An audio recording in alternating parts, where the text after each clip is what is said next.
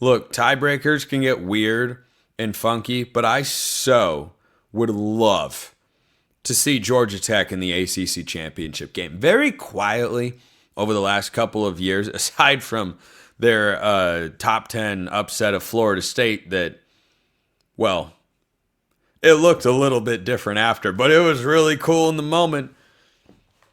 Georgia Tech has quietly built a really nice program. You look at the way they recruit, you look at the way they play, the results they've had on the field. Do you realize, or perhaps you just need a reminder, that Georgia Tech took the SEC champions to 8 overtimes on the road? Do you remember? I remember that game.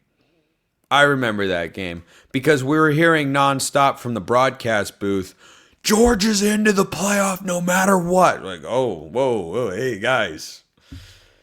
I mean, you might be right and all, but this is weird. Like, this is strange that we're hearing this at the start of every overtime. That means on 8 occasions. Well, okay, not 8 occasions. You get to the third overtime, I think, and you start going back and forth. That means on several occasions, we'll just say, Georgia Tech was one play from beating the SEC champions on the road. I love Georgia Tech. I like Brent Key. It's hard to not like Brent Key. He's what you'd call a football guy. He's really easy to gravitate towards because he exudes an energy that screams, "Oh, you want your guys to hit somebody, but legally, of course. But if it happened illegally, it wouldn't be a you're suspended off the team. It'd be a hey, you're not supposed to do that. But nice job setting the tone." I'm not accusing Brent Key of being a bad guy, just that he loves the culture, and he's all about the culture. I like Georgia Tech over 7.5 wins this year. Perhaps this is my 2024 Virginia Tech pick of the season. I hope it is not. I really hope that it is not, because I like Georgia Tech. I want them to be good. The fans have been waiting for a team like this. And I'm telling you, this schedule is not a murderer's row. You open with a Big 12 team on the road. You close with Georgia at home. Well, oh boy, I'm going to be watching that game closely. I do think Georgia wins the game because I like the Bulldogs a whole heck of a lot. But man, if Georgia Tech wins, proves me wrong, and goes 10-2, I've got them sitting 9-3. I'll explain in a moment. If they go 10-2 with a win over Georgia, they might not have to play in the ACC championship game. If they have wins at Colorado and against Georgia, think about that for an at-large playoff resume. Just throwing it out there. I'm going 9-3. So I think they beat Colorado. You got a veteran quarterback versus a new quarterback. You have a team that's got a lot of consistency. Losing Eric Singleton in the portal to Auburn, that stings. That stings. They bring in Rivers from FIU. Going to be asking a lot from him to go from FIU up to the ACC. But if Haynes King can maximize his receiving, if they can just do enough. You know what Georgia Tech is? Georgia Tech is Notre Dame from last year, stylistically. They are physical. They run the ball. They will run their quarterback a lot. And their passing game just has to be competent. Now, sometimes when you say that about teams and programs across the country, that's easier said than done. USC's defense under Lincoln Riley just needed to be competent his first and second year, and it would have been better. It wasn't. Iowa's offense just needs to be competent. It usually isn't, and so they don't win games.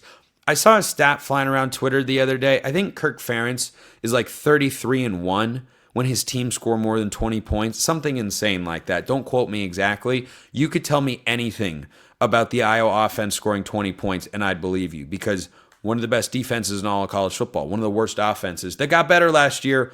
We'll see if Mark Gronowski makes the jump. But this is a Georgia Tech segment, so let me get back to that. I do think they lose to Clemson at home, not because I don't think Georgia Tech could win the game, or that I like the Yellowjackets a lot. I'm bullish on Clemson. I picked Clemson to go 10-2 and be the most dangerous 10-2 team in the country going into the playoff. I'm thinking about doubling back on that and having Clemson go 11-1. I like Clemson the more I think about them. Everything there should line up for a national championship push. But then I think Clemson, or Georgia Tech rather, after losing to Clemson, will rattle off the wins. Temple at home, win. At Wake Forest, first-year staff, win. Virginia Tech at home, I like them to get that done. My other loss in ACC play is Game 7. Now, my everydayers out there may or may not remember how much I enjoy plugging the Duke Blue Devils on this very show. I really do. Because Duke last year quietly had a good season, and they quietly went and invested one of the top quarterbacks in the transfer portal. Darian Mensah reportedly could have gone to play in the SEC. He went to play at Duke instead after a standout freshman season at Tulane. So they think he's better than Malik Murphy, who I like. He's at Oregon State now, and I think will lead the Beavs to a solid year. But at Duke, tough game to go win. So I think Georgia Tech loses in that spot, and I don't think they lose again in ACC play. Syracuse at NC State, at Boston College, Pitt at home, and then they have Georgia at home. And I'm dead serious. With this schedule, with Clemson on there, with Duke on there, with Colorado on there, I don't think Colorado's a great team, but it's a solid non-conference game that'll keep Georgia Tech kind of on people's radar. I don't know if Georgia Tech is a preseason top 25 team. I'd probably have them in there because I really like them. They have a clear identity. They've got a veteran quarterback. I like their head coach. If they have a win over Georgia and a competitive loss against Clemson, both those games are at home. Those can be landmark victories for Brent Key and his staff. He wins one of those games. You don't just put your program on a map the way it hasn't been in a very long time. You have the ability to make the college football playoff without going to the ACC title game, particularly if it's the Georgia game, not Clemson. Now, both of those teams should be top 10 by the time the season comes to a close, but let's say Georgia Tech pulls the upset against Clemson, loses against Georgia, but they're in the ACC title game.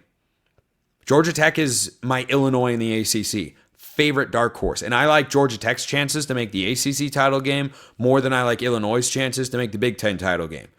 But, sometimes I'm talking to college football fans. Hey, who's a dark horse in this conference? Illinois in the Big Ten, Georgia Tech in the ACC.